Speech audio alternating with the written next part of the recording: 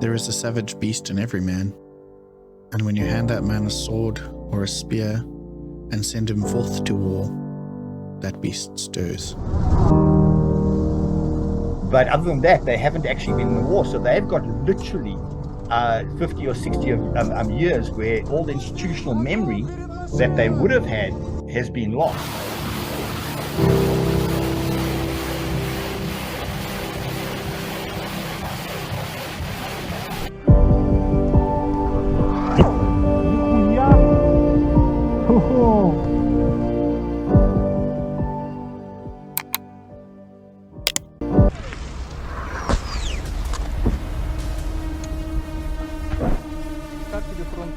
Шикарно.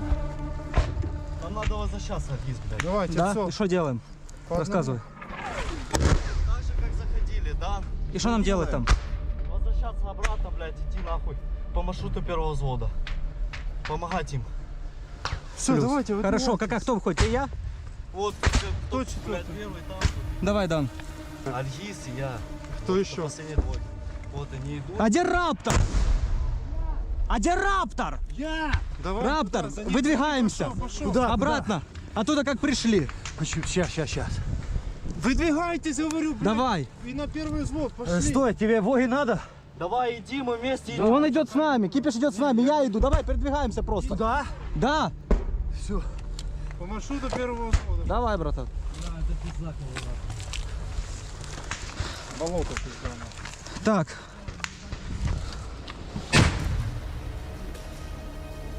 Раптор, жив? Ползи! Или беги!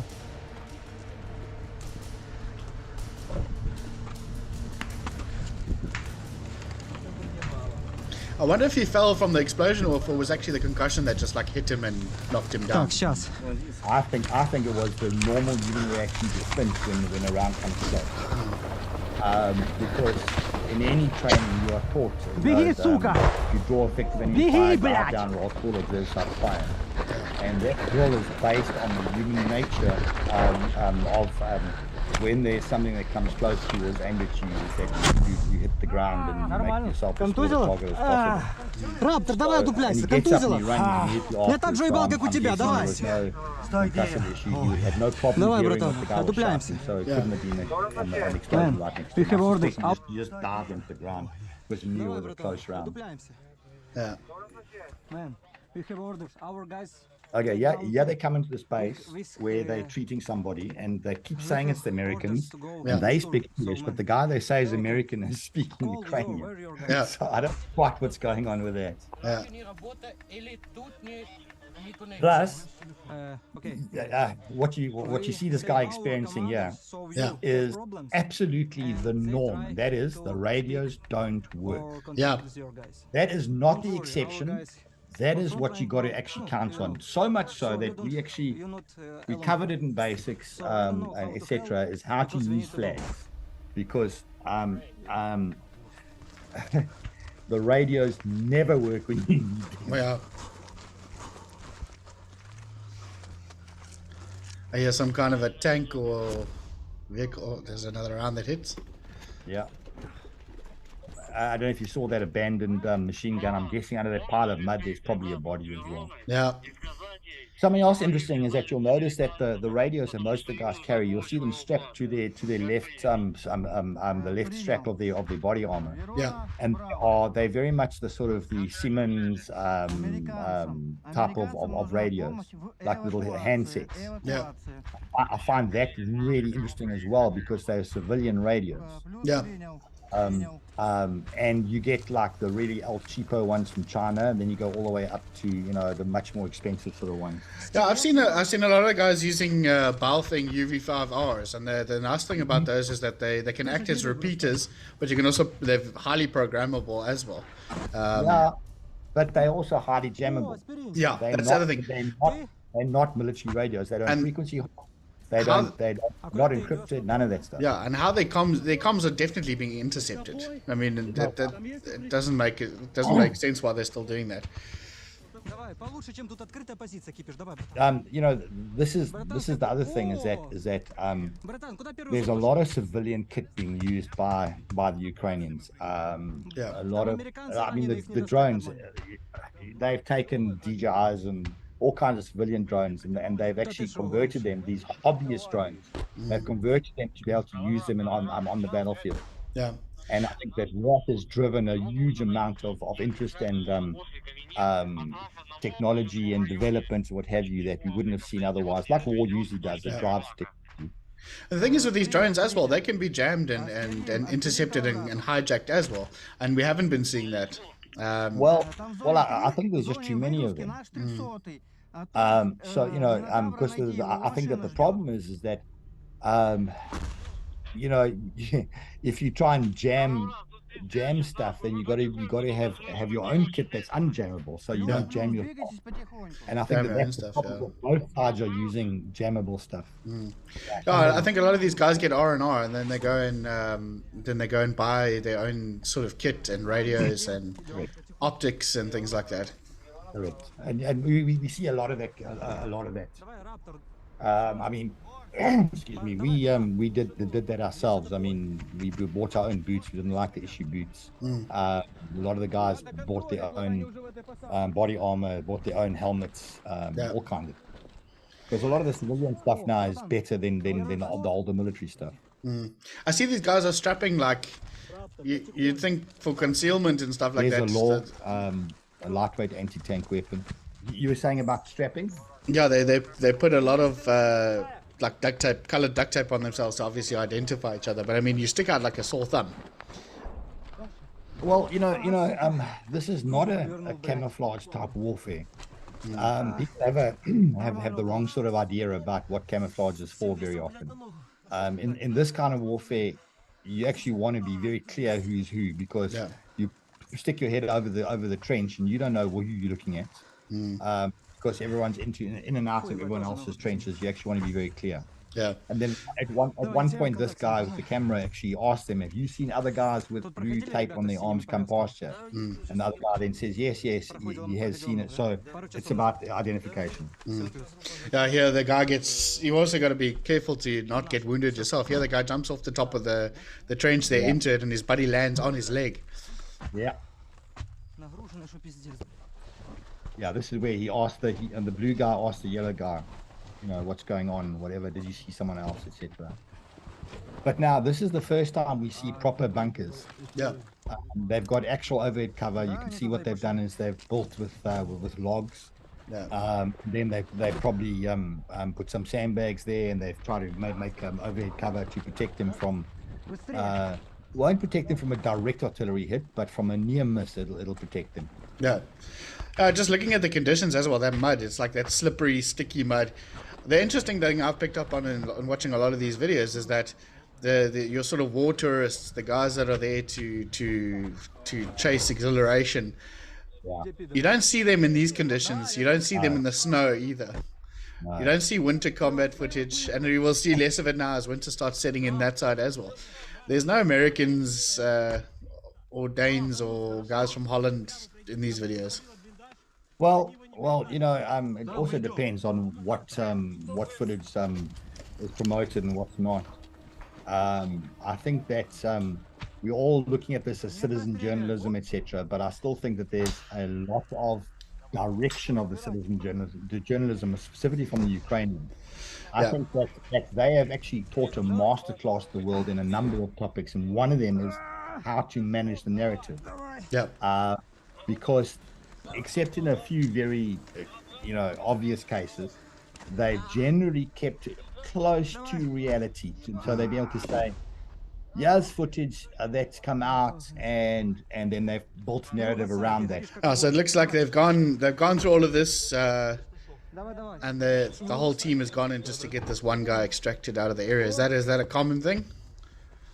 Well, I mean, okay, so difficult to answer. Is that a common thing?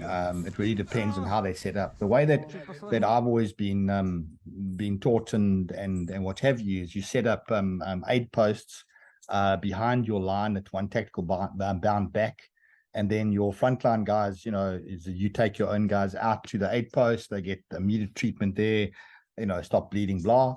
And then they would be collected or moved from the aid post. They'd be moved out. This seems to be that these guys have gone right up to the front line, literally fighting their way past various Russians that are trying to kill them to pick up 2 guys, because there's definitely 2, because they comment the one guy was helping using his hands, and now this guy speaks about it and he says, the other guy was just going and was just waiting for them to carry him. Here's the Russian forces pushing over the road into their trenches. Like, again, there's no barbed wire or anything. Nothing. And I mean, barbed wire was literally invented for this purpose. Yeah. And then it was then developed further in Vietnam to be the bladed razor wire. Literally developed for trenches. In fact, it wasn't called barbed wire; it was called concertina wire, because it came in these circular bundle, and when you put it down, it concertinaed out like a concertina, the musical instrument. So you could then expand it out. So you just grabbed the one end, you tied something to it, and you ran and you pulled it, and it would then just spread automatically. And it was a very quick way of making a barrier. Yo, check how close that is. They're obviously getting direction from the drones ahead, telling what's going on. Because I mean, that's like 2 meters where that guy just popped it over the top. Correct. And that's all of the Russian guys down. Yeah. So this is really up close and personal. It's like it's like Ypres all over again. You know, this is where the concept of the infantry fight really comes into its own. Yeah. There is no other way to fight this. You can't look at some kind of machines. You can't look at remote control, push a button. It's about a bunch of poor bloody infantry who are on the ground in the mud doing the job, who rely on their physical ability to cart around their own kits, to cart around their weapons, their ammunition, to pick up their buddies and carry them. Yeah. I mean, the classic infantry fight, to take and hold ground. And this is the argument we've had about women in combat, etc., is this is the fight that we're talking about. Yeah, sure, put women in planes, put them in armored vehicles. You know, there's definitely roles, and I take my hat off to women who go into combat. But when it comes to the infantry fighting on the front line, man, you need young guys who are strong and fit. Simple as that. There's no getting away from it. And this makes it so clear. Yeah, and in the early stages of the war, I know the Ukrainian PR machine tried to push that there were women fighting, and I saw a documentary about a woman that was a sniper who fell pregnant, that was even out taking out guys while she was pregnant. Yeah, that's not a narrative that you want to push all that well, because I mean, while there are still women involved in combat, there's not a lot of them.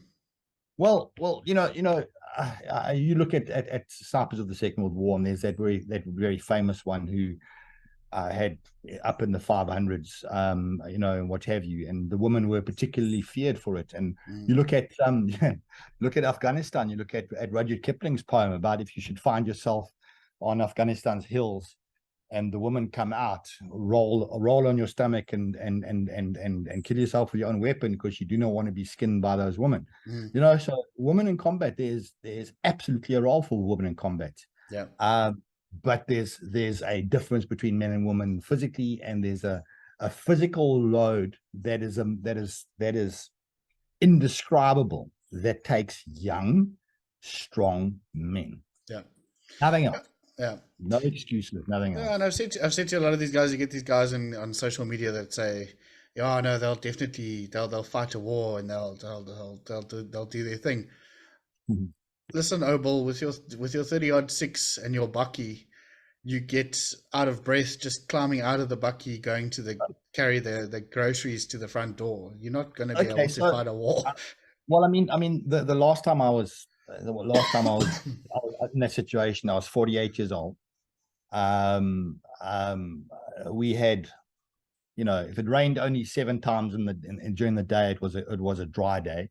We uphill, down dale, through the jungle, blah blah, tons of mud, tons of all kinds of stuff, and I did it, but I lost I lost 20 some odd kilograms in a matter of 3 months from my not very overweight frame and eating my body weight in food, and I still lost that. That's the amount of physical exertion that is just moving around, nothing else. Yeah. And you know, if there are women who can do it, great for them, absolutely fantastic. But if I know that I've got a team, I know that everyone of that team have gone through the same training I've done. I know their physical capabilities. I know their level of fitness. I know their level of competence. So I can turn my back on them, like you saw these guys doing in the trench. And when a round goes whizzing past my ear, I know it's not because of their negligence. I know that they're actually doing it on purpose and that they're safe, they're doing it fairly safely. I know that if I get shot, that my buddies will to pick me up and haul me off the line. And if I've got a woman who's half my weight, who's part of the team, I immediately have got no trust in her ability to do that. And that's the point, because those teams, when you're in that team, there is nothing closer. There is no closer relationship, and there's no more intense relationship, because you learn to trust your buddy. And if you can't trust your buddy, you are ineffective, combat ineffective. Yeah. And I think that's the point. So, you know, we've had lots of discussions about this. I don't want to sidetrack this this discussion into a whole nother different discussion. But I think what's crucial about this is you want to know, if you want to fight this type of war, make sure that you're physically prepared for it. Yeah. You know that when it comes to the partisan type of war, and you know I've written a book about this, I'm going to be releasing in the next week or so. It's not about fighting this kind of war. It's about hit and run. It's about ambushes. It's about sabotages and that kind of stuff. And there's most definitely a role for the guy with his 30-06 and his bucky. No doubt you can be extremely effective. Like Mayo said in his little red book, if you're fighting a revolutionary war, you must be like a fish in the sea, that you swim amongst the population. And so, you know, there you are during the daytime and you're a civilian, and then at nighttime you dig up your hidden weapon, whatever that happens to be, and you go and you take out a few targets and you sabotage a few things, and then you're like a fish back in the sea again, and you disappear amongst population. There's a role for that. Yeah. I think appropriate roles for appropriate people. I think that older guys like me, like you even, there's definitely a role. If there was a fight, if it comes to a partisan fight, there's a very effective role and a very useful role that we can play, but we're not frontline infantry. That's a whole nother completely different ball game. And someone who has not been infantry, even just without having seen combat, just going through the training, someone who's infantry understands that there's a demand on you physically, mentally, emotionally, that is different from anything else that we have out there. Yeah. So my hat's off to these guys on both sides of the fence. I mean, at the end of the day, they're both PBI, poor bloody infantry. They're both in that situation. They're experiencing those conditions. They're experiencing that fear and that terror and that bowel loosening sort of feeling with the rounds coming close, that exertion, that reliance on each other, the brotherhood and the blood and the sweat and the mud and all that. They're experiencing that, and they're in the middle of that. So, you know, they're doing it because of the person next to them, and maybe then in a secondary thing, thinking about the people at home that rely on them. Yeah. But it comes down to fighting for the guy next to you, and it's an experience, and I take my hat off to them on both sides of the fence. And I wish them, you know, I wish that they didn't have to do it, but I think that they're fighting existential war, and I think that it has to be done. So yeah, and so we got last sort of 5 minutes left on it. Any closing comments on what you've seen and remarks about what you've got so far from what you've seen in stuff on yeah. So what's interesting is that I would say that there's at least three tiers to the Ukrainian sort of military effort. The one is their regulars that are exceptionally well trained, that were prepared for this war, that they knew this war was coming. They were trained by the British, they were trained by the Americans, slightly less, I think. That then they provided that first couple of months, they held the line, they defeated the Russians at crucial points. They were extremely good. There's a whole bunch of examples where they managed to withdraw under fire, which is one of the most difficult things you can do in the military. That they actually took on people. We had a battalion taking on a brigade, and a brigade taking on a division.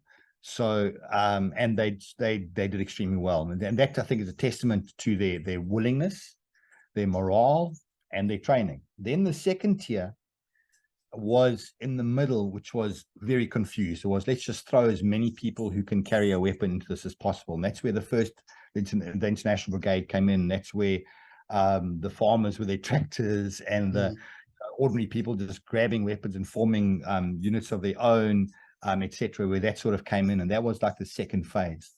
Then there was this operational pause. There wasn't actually a pause, which is now what we've been seeing with Bakhmut, where there's been now a consolidation phase and taking the conscripts, some of them taking them out of the line because they had only a very basic sort of set of training, and running them through a much more in-depth training, identifying junior leaders, sending them on junior leader courses, sending identified people to Poland, to Holland, to the UK, to go and do courses in indirect fire, artillery, to go do courses on mechanized warfare, etc., etc. And those guys have come back. A lot of the equipment has started coming in. And so I think that we are now seeing them really being a much better trained, blooded army. And that's an interesting term, because the old mechanism, the old measure was that the difference between a green military unit and a blooded or veteran military unit was something to the order of 700% in terms of effectiveness. I mean, that's incredible. And a lot of people don't understand that. And here's the thing. When you have a blooded unit, it means that they have experienced the conditions. They've learned how to manage their emotions. They've learned that if you take casualties, that you can keep on going, and that the organization is structured in such a way that if I get shot, there will be guys who will pick me up and take me out. I don't have to be concerned about it. They have learned that thing about identifying what's dangerous and what's not. There's a whole bunch of lessons. So when they come in as a blooded unit, they are that much more effective because they're not startling at every noise. They understand what it is. So you don't have to worry about the support structure. Okay. So what's happened recently is the US Army have fought the longest war in their history.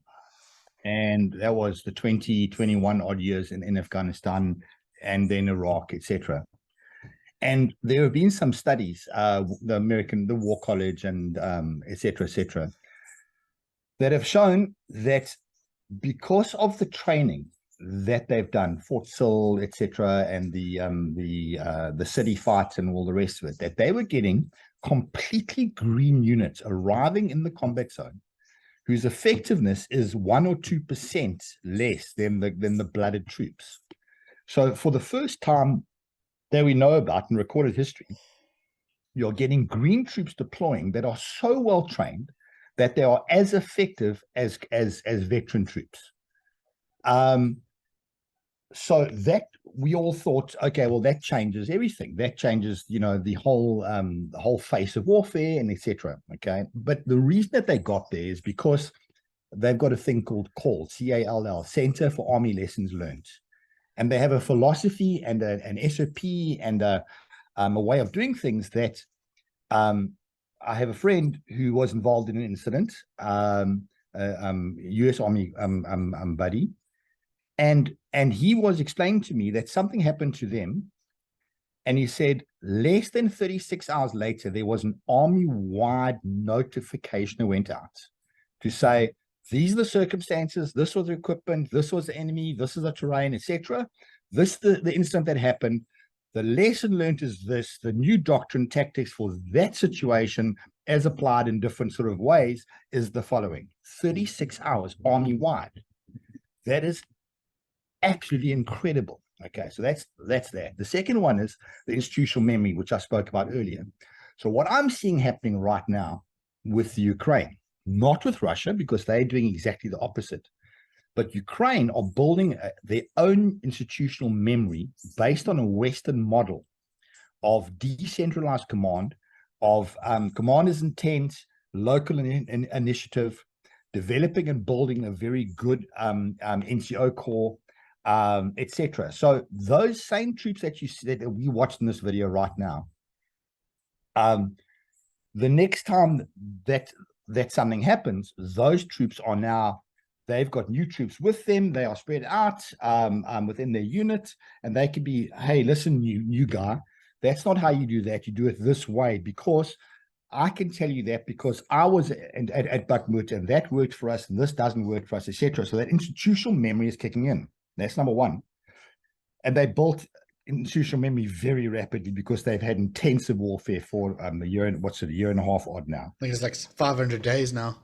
Correct. Correct. So yeah, pushing pushing 2 years. So the second thing is that this crucible that they're going through right now, and that I think is a good description of what it is giving them the opportunity to identify, select, extract, and train all of their future junior leaders. So out of that platoon that's deployed, 3 months from there now, 4 or 5 of them will probably be NCOs in charge of other soldiers, because they have experience, they've proven that they operate well under fire and in combat, etc. So they're building very, very rapidly an NCO corps with institutional memory, with combat experience, etc. They're also, this is where they're getting the officers from. They haven't quite got to the point of breveting and field commissions, but they're not far off from that, because having a good junior officer corps that can actually command in combat is absolutely vital. You look at the other side of it, and we see a long string of Russian colonels that have been killed. Why? Because they cannot, below the colonel level, they cannot rely on the officer corps, never mind the NCO, the officer corps, to run the battles effectively in combat. So they've got to go all the way to the front and personally direct troops that are in contact. That's ridiculous. Yeah. Where are the lieutenants? Because it's the lieutenant's job. They're the ones who're supposed to die. You look at Second World War at one stage. No, at Second World War one stage, a first lieutenant had a life expectancy of 15 minutes on the front. That's it. But now we've got colonels that are dying. I mean, that is unheard of. So what I see is that the Ukrainians are going through a crucible, and they come out of the Russian tradition, but the new generation of Ukrainian soldiers have a Western tradition. They have completely and utterly broken from the Russian tradition, and they won't go back. So what it means is that in terms of the longer term, in terms of their national identity and they maintaining their national identity, etc., their military is now essentially a NATO military, if you want to call it that. It's a Western military. It's no longer a Russian offshoot. And I think that is a fundamental change. No matter what happens, that's a fundamental change. And I think that the people that are the thinkers that are looking at this, specifically from the Russian side, are desperately scared of this, because they know that they've always been weak in certain areas when it comes to especially conventional combat, and the West has been strong. Now it's no longer the West, but it's a country that was part of the USSR. There was that they were occupiers of for so long. That was the major reason why they actually beat the Nazis. Most of that combat was actually Ukrainians that did it, but they were always part of the Russian military tradition. That's broken. That is completely and utterly broken. Now, I haven't seen anybody really digging into that, except 1 or 2 sort of comments here and there. They now have an NCO academy, which is not something that you will ever see in Russia. They have got rid completely of the idea of the commissar, of political correctness, of all of those things. They bought into the Western way of doing things in a lot of ways, made it their own, but they've established their own institutional identity and memory. So going forward, I think it's anybody's call about who, inverted commas, wins the war in Ukraine. I still personally believe that Ukraine will prevail, even if it seems as if they're defeated, even if they become occupied by Russia, they will still eventually prevail, because I truly believe that their population has suffered enough that they will not allow the Holodomor to be repeated. They will not allow 5 million of their civilian population to be killed by the policies of Russia as they did in 1931. They won't allow that. They still have that as a social memory. Their grandparents and great grandparents, etc., that died because of Stalin's policies. They won't allow that to happen again. Number one. Number two, because they've gone through this crucible where most men of military age will have experienced in combat or near combat, so combat support. That doesn't go away. You and I know this. 20 years, 30 years, 40 years from now, those guys will have the underlying knowledge that if you get together and you organize yourselves correctly, you can make a difference in terms of institutional power. That's something that they will not eradicate easily. So even if they, inverted commas, lose the war, they've won in terms of their national identity. It's forced them to forge a national identity which will not go away easily. It's also purged them of a lot of the bullshit. So the Azov idea of being Nazi, we saw prior to 2000 beginning of this war. That was very rapidly purged. People now pointed at, the Russian apologists are pointed to say, the Ukrainian Nazis. But look very carefully. That was purged rapidly within a month or two of the war beginning. That was no longer the case. You might find the odd instance here and there, but that's gone now because people have come to realize that their nationalist ideas are now reality for the whole country. They don't have to agitate for nationalist ideas, because part of the reason I believe that people went in that direction was the concept that there were too many people at the upper levels of Ukrainian society and politics that were pandering to the Russians, were influenced by the Russians, were bought by the Russians, etc. That's now gone. So that motivation for that, I believe, is gone. And those individuals that are like that are now being identified and are being purged from positions where they can have influence, etc., which is a good thing. So I think that going forward, I think that what's going to happen is not dependent so much on the politics as much as it is dependent on the concept that at every level of society in Ukraine, they've experienced enough trauma, with women being mass raped and abducted, with children being abducted, with their livelihoods being destroyed, with their cities being destroyed, with the men dying in the conflict, with all of those things that come with this invasion. That it has caused this national identity to be forged, that going forward, no matter what happens, they will never be complicit in their own subjugation again. Well, not for another 2-3 generations. Yeah. Yeah, I think the Russians, even if the Russians do take over, you're gonna find a lot of people just banding together and fighting it. And I think when it comes to that stage, we might see the West actually starting to step in. We'll see troops heading in and trying to. No, not. You don't think they'll get involved? I disagree. I think that the West is being extremely careful to say the only true deterrent for Russia is if you put a toe over the line, you fight NATO. And if they interfere without the correct casus belli, they then have one chance. As soon as they do that without the correct legal international law casus belli, they no longer have that deterrent. Because what do you do after that? Draw a line, someone steps over the line, and you do nothing. You draw another line. It's that appeasement thing.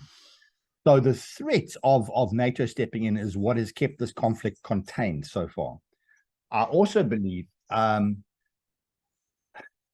that people don't understand the background and history in a meta sense of the East versus West conflict's been going on for literally 1,500, 2,000 years, going back all the way to well, the most recent sort of old history is the Ottoman Empire versus Europe, and the 30 Years' War and the War of the Roses. A lot of those things had a lot to do with that East-West conflict. And I think that if you don't support the Ukrainian resistance to the Russian imperialistic idea, then you're going to pay for it in blood and money, because they're going to push it further. This is Sudetenland all over again. I mean, the Crimea is Sudetenland all over again. It's that pretext of, oh, we have ethnic Germans in Sudetenland, we have ethnic Russians in the Crimea, when the only reason they're there is because they killed all the Ukrainians in 1931 by starving them to death.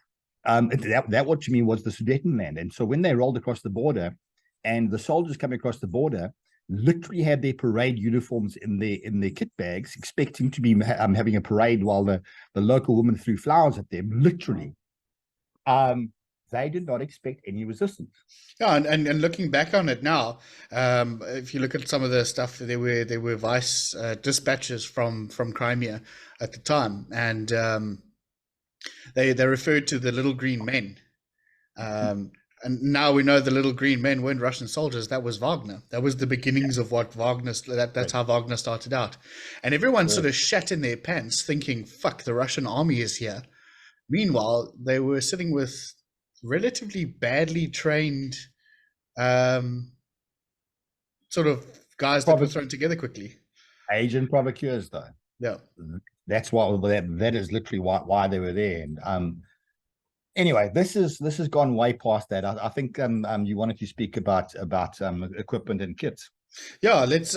I mean, some of the infantry kit that we're still seeing a lot of American influence and firearms coming in. So your AR-15s and stuff like that, but they're not as common as people would think they are. No. Hang on. You and I know that in the gun discussion, we've got to be clear. Yeah. I have not seen AR-15s. I've seen M16s, yeah, and M4s, which are military weapons, not AR-15s, which are civilian weapons. And I don't like that idea at all, because the Ukrainians have a lot more exposure to the Eastern Bloc weaponry. The Eastern Bloc weaponry is designed for stupid, dumb troops. Let me give you an example. On one of the machine guns, there's no cocking handle. That is by design. You are supposed to use the shell of a round. It slots in, and that is your cocking handle. It's designed for dumb troops in combat. You don't have time for any crap. The American stuff is designed for an incredibly efficient and good log system. The Eastern stuff is not. So I think it would be a big mistake for them to go, to accept too many of the Western weapons when they don't have that same sort of approach, of that design approach, and that the lack of log that they have. I mean, we look at the mud. Yeah. And that's the other thing. I mean, like, people were talking about the M1 Abrams tank that was being over there. I don't think people realize the amount of logistical support that just one tank needs. Correct. There's refueling stations, there's parts that go with it. It's they don't have the logistical ability to be able to do it. And I think someone mentioned to me once that what the Americans are trying to gauge here is also a logistical route for in case China catches on nonsense. Yes. So they've got the logistical support nailed out for the Middle East and for Iraq and Afghanistan and those areas, but they haven't got what if China catches on crap, attacks Taiwan, or tries to move into Ukraine, or bands up with Russia. How are we going to get stuff there to be able to stop it? That's the sort of thinking behind that. Well, okay. So something that I had. Yeah. Okay. So do a bit of Googling about the roll on, roll off ships based in places like San Diego, where I don't know enough about them. That's not my area of expertise, but they're talking about a battalion or division's worth of kit. So the American concept is you whack a bunch of soldiers onto a commercial flight that you turn around and you say, okay, Delta or American Airlines, we want 53 planes, please, and they give you 53 planes because all the pilots are Air National Guard. Load a division of troops, 10,000 troops up in commercial planes, shuttle them across. But in the meantime, you got the RO ships with all their heavy gear that sets out, or it's maybe pre-positioned, but it sets out, and when it lands there, the troops are then married up with the gear, and they have literally a whole division's worth of gear, of armored gear that lands there. That's just army. That's not things like the Marine Expeditionary Regiments, the MERs, where they are literally sea mobile. So the Americans are very good at projecting power. The Chinese, not so much. There is some serious question about whether they can even project power the few hundred kilometers across the sea to Taiwan. Never mind anywhere else. And this is why they are frantically building ships and planes and all of that kind of stuff. So I'm not so sure about that. I mean, that's the kind of, where I live is the Panama Canal. And there's in the treaty that was signed, I think 1989, somewhere around there, America signed over total control of the canal to Panama, to the local government, the local people. In that treaty, it has some very interesting clauses, among which is that it guarantees access to the American fleet to transit the canal at any time and without cost, as far as I'm aware, specifically for this kind of strategic projection of power. So that's a whole nother discussion. I think coming back to the log stuff. One of the things that I find interesting is if you think back to our national service days, South Africa never manufactured a rocket-propelled grenade because I think it was Ops Protea, 1981, I think so, where South Africa captured so much Russian equipment that from that day to this, every single RPG that has been fired by the South African Army was captured then. I personally have shot 200 and some odd of those things in training and at various different times. There's been no shortage of those things. None.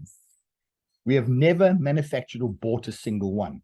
That's why the FT5 and the various other things that people tried were so unsuccessful, is because there was always an attitude, but why do you have to bother? We've got all those RPG-7s.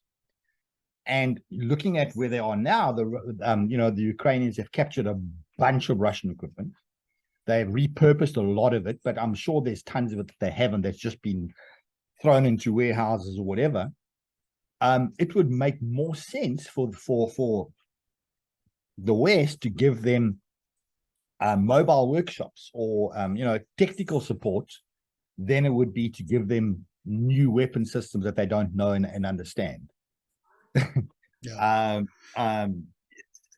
So I think that's the region is awash in Russian or Eastern Bloc weaponry and anyway.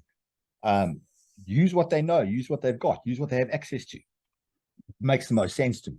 Obviously the specialist stuff, the air to ground stuff and all of those things. That's obviously specialized weaponry that is not lying around anywhere. But as far as platoon level stuff is concerned, some of the best in the world. That crappy ration stuff, that the tolerances are that things wobble and don't fit together so well. Nobody cares because it works. Yeah, and going back to that, the standard AK platform is what the guys are using mostly. Exactly. And it's designed that way. It's designed, you go through a whole day of a firefight and then you go home, you piss on it, and then it's clean the next morning, sort of thing. 100%, exactly. Yeah, so we're seeing your pretty obviously standard stuff. You're seeing your Dragunovs, you're seeing your AKs. not too much, not too many American weapons. The guys that are using the American weapons are the Americans themselves, or other guys that are moving in, because it doesn't make sense to me. And I mean, it's the reason why the South African Special Forces, for example, use AKs. If we fight in Africa, it's easier to get hold of the stuff than anything else. Yes, although you have to make a distinction between the various roles that the SF does, and ask one of the SF guys, but they'll tell you. The one role is as conventional troops, strategic reconnaissance. The other role is in the classical SAS role of pseudo ops, where you wear the enemy uniform and you carry the enemy weapons. So there's more than one reason to have that. I agree. Yeah. But I mean, this is why there are NATO standards. The NATO standards are there specifically so that you have interoperability across the board. The same ammunition, the same feeding mechanisms, a lot of cases, the same weapons, although that's become a little bit more blurred. It seems like Germany always wants to have their own weapon, and obviously Belgium is one of the, we all know the FN guys and what have you. So the weapons are slightly different, but look at the ammunition that it takes. It is NATO standard for a reason. It means that you can pick up ammunition on the battlefield, you can resupply from anybody, etc. Yeah, and this is why I thought it was, to an extent, and this is branching a bit off topic, when the Lady R landed in South Africa, everyone was saying we were supplying them with weapons. They don't need anything that we have. Maybe like the electronic stuff, maybe, but the IQA or whatever, maybe some of the missiles are a bit clever. Probably some of the guidance systems or et cetera, so niche kind of stuff. But you're correct. The weapons themselves, I mean, okay, our artillery, if they were loading G5, G6s, I would not be surprised. It would be like, okay, good call, number one. Number two, if they were loading even samples only of our various mine-protected vehicles, I would be, okay, I understand that. I don't know if you've seen the book Surviving the Ride. Good friend of mine wrote it together with Helmut, Steve Kemp, and I've got some of my photos stuff in there, and he tells the story. But to summarize, is that every single mine-protected military vehicle in the world today is either South African designed, built under a South African license, or has South African techie guys on the design team. One of the three. Every single one. Yeah, and I've seen, for example, Mambas that have been captured by the Russians that they put in museums. These Mambas aren't South African made. At first, I initially thought that these were the Mambas that we sold to Estonia, and Estonia had given them to Ukraine. No. But these are British made. These are British made, and it's quite interesting that the Russians, even in their sort of weapons captured museum, they've got a Mamba there with a South African flag on it. But you can clearly see that it's British. It's a British variant of it. Yeah, so I mean, there's nothing too special about the firearms that we're seeing that side. It's your pretty standard stuff that can be expected in that area. So we're not seeing Trivello 50 cal sniper rifles and NTW 50s and stuff like that. That side, which I think would make a hell of a big difference to some of these guys. Okay, so I hear you, but okay, so I've got a different sort of approach on this. Okay, and my approach is this: is that nothing has changed in warfare. What used to be, the infantry would carry pikes, now they carry rifles. Or the cavalry used to have swords and lances, and now they're on armored vehicles, etc., etc. So the concepts are very much the same. The technology obviously changes. But so I believe that one of the biggest issues is about application and training. So I get very frustrated, even with our own army now. I was a machine gunner in my national service. I was LMG number 1. I loved the weapon. I actually gave up, chose not to take rank to be, to rather be the LMG number 1. And I love that weapon to this day. To me, the LMG, the FN, the Fabrique Nationale machine gun, FN mag, is an incredibly beautiful weapon. And what's interesting is that the Americans discarded their M60 for the FN Mag, which were both developed approximately at the same time. So they didn't get a new weapon. They got another weapon that's just as old, but that they found out worked better for them. So what's it, M240 Bravo, they call it. But here's the thing, is that there are a whole bunch of issues, and I can talk about this in a different sort of, under different circumstances, but there are a bunch of issues about how you actually use a weapon like that. You start learning about things like, grazing fire, being able to use the machine gun in an indirect fire role, about using an anti-aircraft role, about using it where you change belts and barrels during fire and movement. And all of those things are not normal doctrine for the US, for those kind of weapons. They've had to do quite a mind shift about that, because for them, the M60 was very often vehicle or tripod mounted. And when they went across to the MAG, they started realizing you can actually do a lot of this stuff on foot. And whereas the South African tradition comes from the British tradition of the Vickers and those things, where it was not vehicle mounted, and you had to know some of these tactics and things like a beaten zone and grazing fire and indirect fire and what have you. And machine gun is not something that is, it might be taught in the sense that in a PowerPoint they might have 3 points that list it. It's not one of those things that's taught that in the field, in practical training, that you spend 5 days just doing that one thing, and then another 7 days doing that. It's not trained. It's taught but not trained.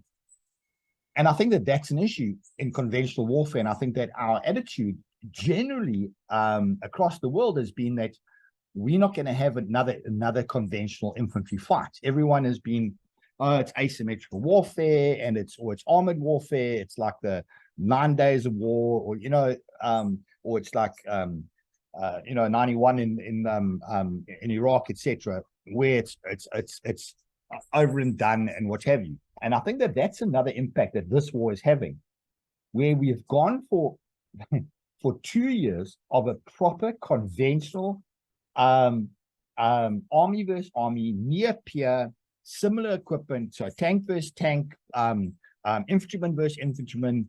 This has made people realize the old way of doing things. We need to go and look at that very carefully, because we're not training that anymore. You look at the kit that infanteers carry in the West, and there's a huge assumption that they are not carrying for more than a day or two, because they're going to have a vehicle that they dismount from and remount on again. There's not this idea that they've got to operate for 21 days with no vehicle. That's gone. Now they've woken up to, oh, hang on a second, maybe we need to rethink this. How do we do this? And what do we do? Where are the log vehicles? How do we, we need to actually go back to having strong infanteers who can carry like 70 kilograms on their backs and go into the fights. We need to do things like a quick release on a backpack. Those had disappeared. The LS system had them, okay, in the US thing, and then they got new kits that didn't have the fast release. And some of my mates are telling me that they are scrambling around now trying to figure out how to do the fast release stuff so that infanteers can dump their bags when they hit contact. That is, I mean, that's stupid stuff. It's like, it's really low end stuff. And this war is teaching us that we mustn't throw out the baby with the bathwater. There's another area that is really interesting to me, and you maybe need to speak to someone, I don't know, Dean Wingrim or somebody who understands the Air Force role a lot better than I do, and that is the idea of air superiority. Everybody thought that the Russians' air superiority was going to be a real problem for Ukraine. And instead, what's happened is that Ukraine have turned their defense into such a formidable obstacle that they've actually almost invalidated the Russians' air superiority. That's a whole discussion on its own. And I would like to see a knowledgeable guest actually discussing that, because it's something that is quite difficult to understand unless you understand the real nuts and bolts of it, and I haven't been able to quite figure it out. Yeah, and you would have expected that the Russians would have had some sort of better gain having Su-35s, for example. Those are advanced fighters. But then you had Su-35s going into combat with not forget and fire missiles. They were like point and shoot missiles on the plane. And I was thinking, what the hell is going on here now? What they're doing? These guys aren't as strong as what the world made them out to be. And I think we have the same thing with China. China's sitting in the same thing. But yeah, we're gonna head off over time now. So I think maybe we end this episode. I think we must do this regularly, maybe once every couple of months, and check some stuff and sit and chat about it. But yeah, I'll end this one off saying, and this is for all the guys sitting at home. Making comments, not knowing what it's actually like. Hopefully, this gives seeing the footage today gives you a little bit of a what's going on the ground. And this is a saying, and I forget who says it, but it's only those who have neither fired a shot nor heard the shrieks and groans of the wounded who cry aloud for blood, more vengeance and more desolation. War is hell. Unless you've been there. Everyone who knows has been there. I mean, myself, I haven't been in an active conflict, but unless you've been in that situation, you'll realize that you don't want that on anyone. War is not a place that we should be in. But at the end of the day, I'd rather be a soldier in a garden than a gardener in a war. There's another interesting quote, and I need to find it to get it right. But somebody said something along the lines of, "It's a good thing that war is so terrible." Because something along because men would love it too much. And the dichotomy is fascinating because I know the feeling of being in the platoon and being deployed and getting pass and looking forward to pass more than anything I could imagine. And a day or two into being on leave, being on pass, missing my brothers so badly, I couldn't wait to get back. So there's a it might not be a bad idea to have a kind of discussion about some of these topics as well. The sort of second order effects could be quite a good chat as well. Anyway, I mean, some of the shit that we get up to when we're in camp and out in the sticks together. I mean, there's stories that you can't even tell your mom, but it's things that sit with you forever. And these are things that other people are missing as well. But yeah, this has been informative and a good chat, and I think the guys watching will enjoy it. So if you like what happened, let us know. If you want to get some more of these videos, pop some comments in the comment box, and we'll bring you some more of this kind of content. Not necessarily specifically focused on guns, but we're looking at realities of what's going on. So yeah, thanks for watching this episode. Thanks John for tuning in and chatting to us out of Panama.